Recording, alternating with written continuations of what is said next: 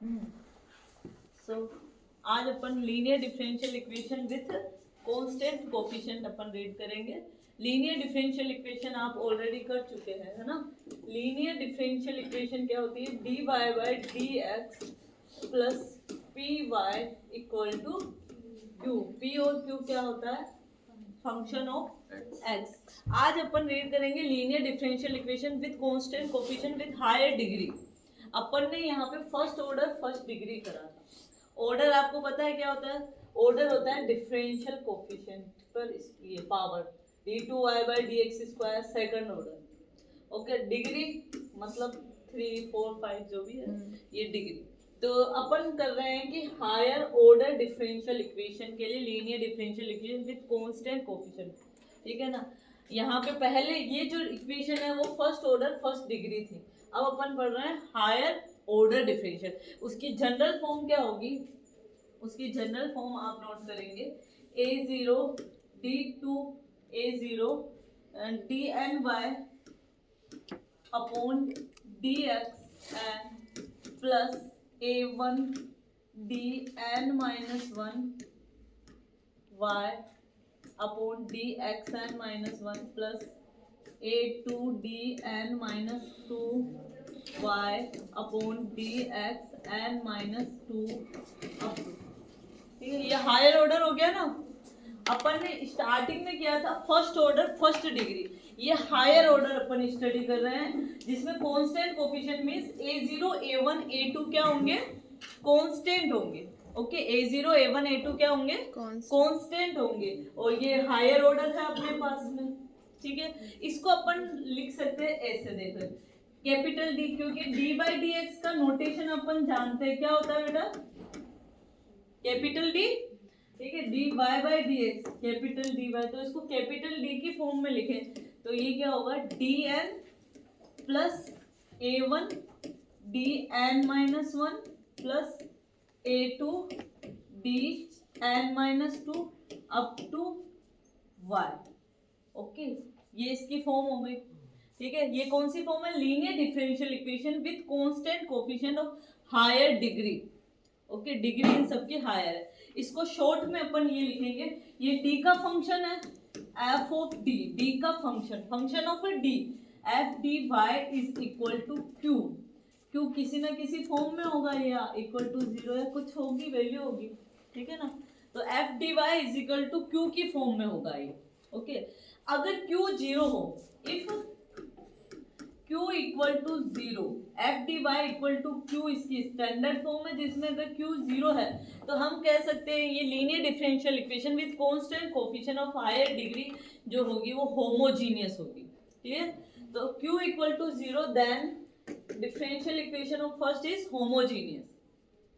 Q equal to 0 then differential equation is homogeneous,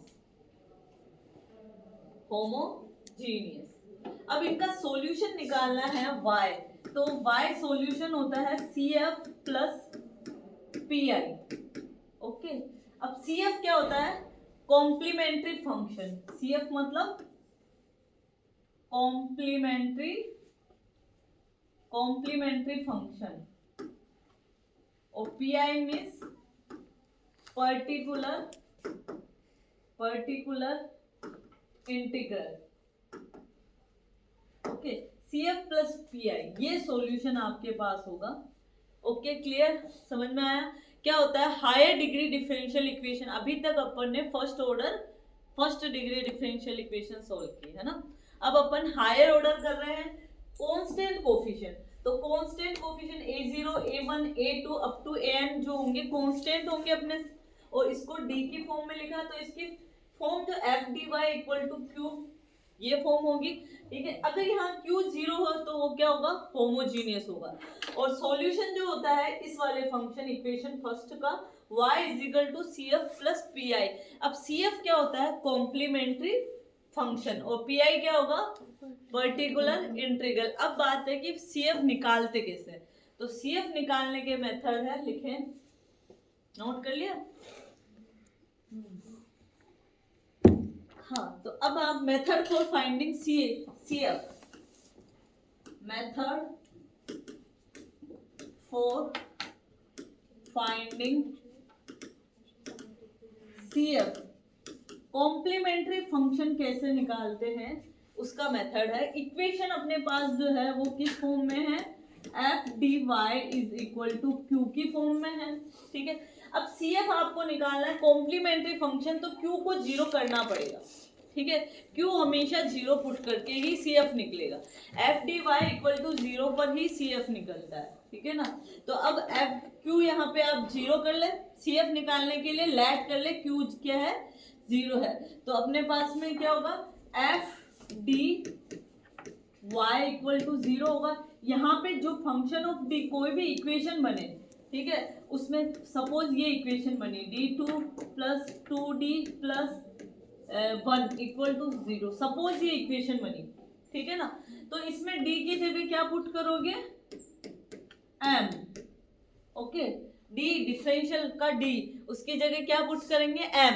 m जो put करेंगे उसके बाद जो इक्वेशन बनेगी m square plus 2m plus 1 equal to 0, that means जो इक्वेशन बनेगी f of m equal to 0, ये इक्वेशन जो होगी वो होगी auxiliary equation AE,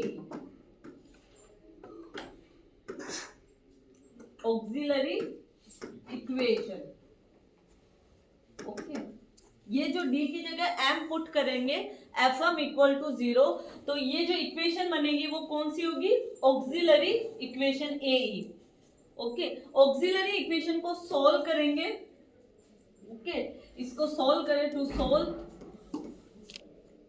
fm equal to 0, इस इक्वेशन को सॉल्व करेंगे तो रूट निकालेंगे, m की वैल्यू फाइंड होगी ना, फाइंड क्या होगी, find roots of m, root of m, m की वैल्यू फाइंड होगी। अब ये m की वैल्यू कैसी होती है उस पर डिपेंड करता है CF।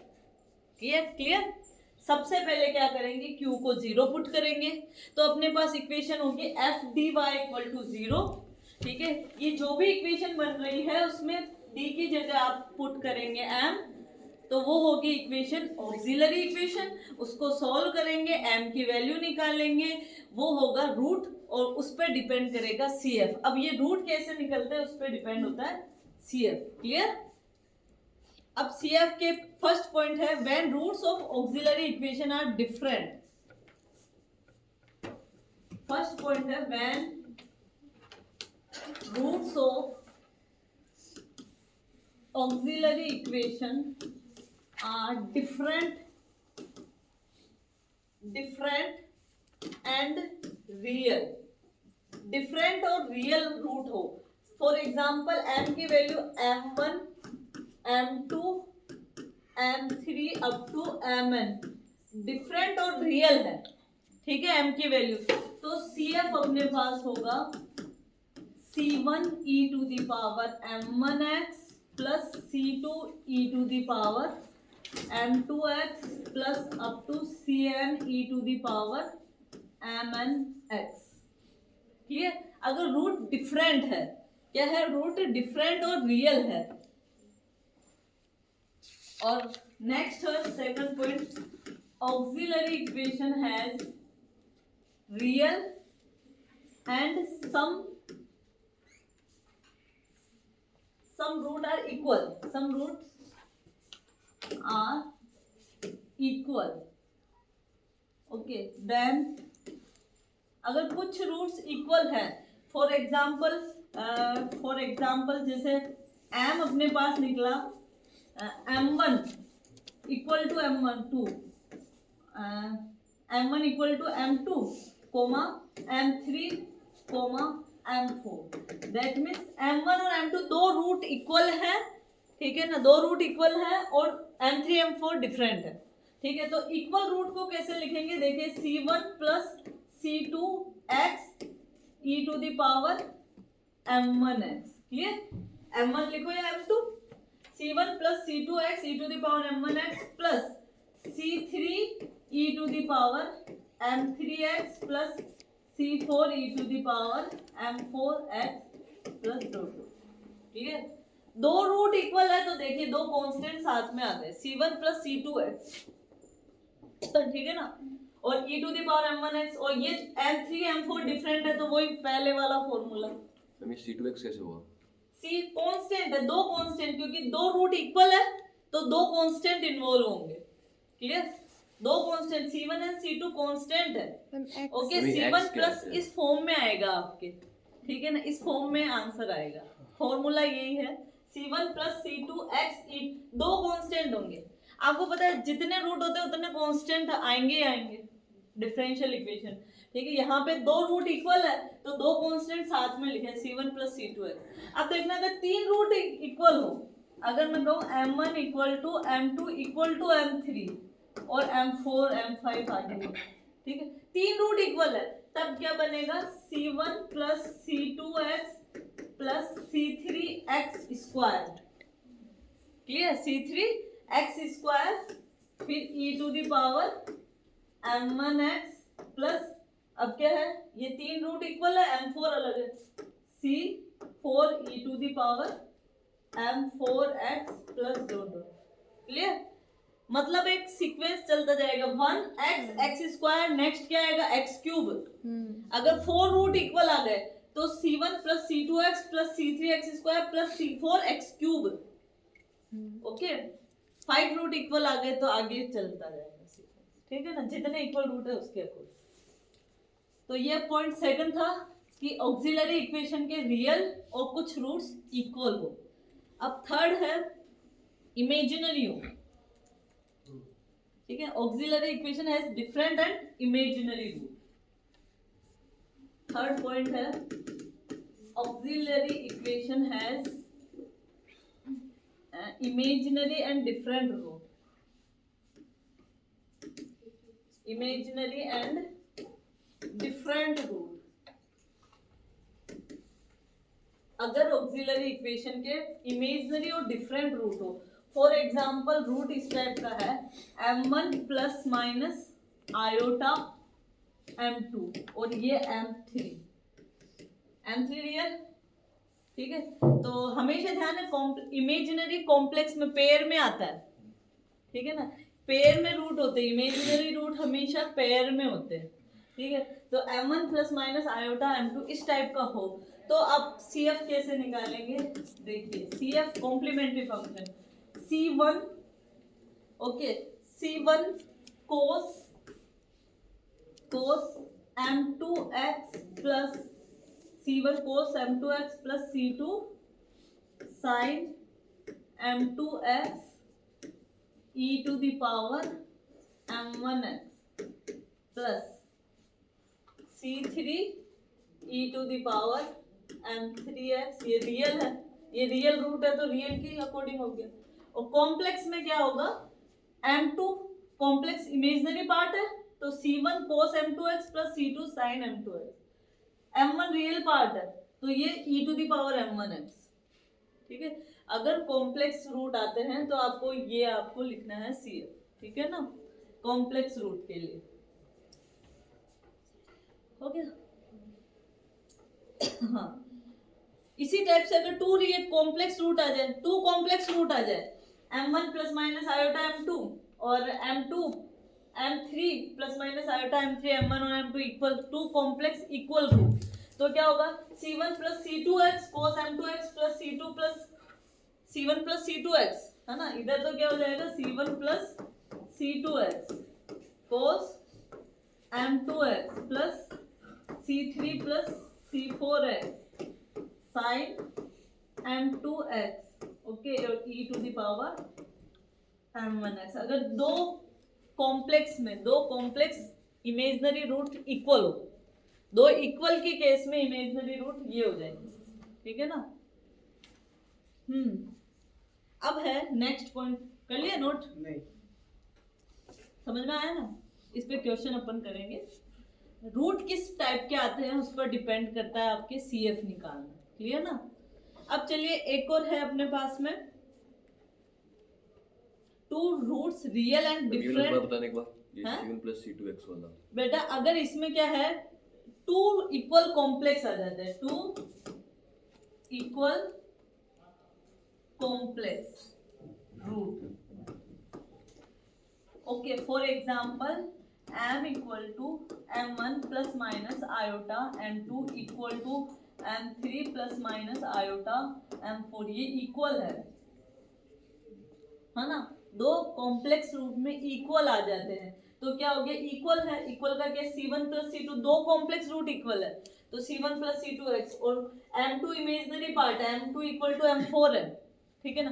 तो m2 cos m2x और ये sin m2x, c3 plus c4x, ठीक है।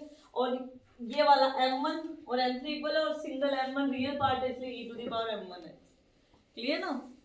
अगर 3 इक्वल रूट आ जाए कॉम्प्लेक्स में तो इस कॉम्प्लेक्स में यहाँ चेंज होता जाएगा और साइन और कोस के जो साथ में वो इमेजिनरी पार्ट आएगा ओनली, ठीक है ना। और ये real e to the power m1x।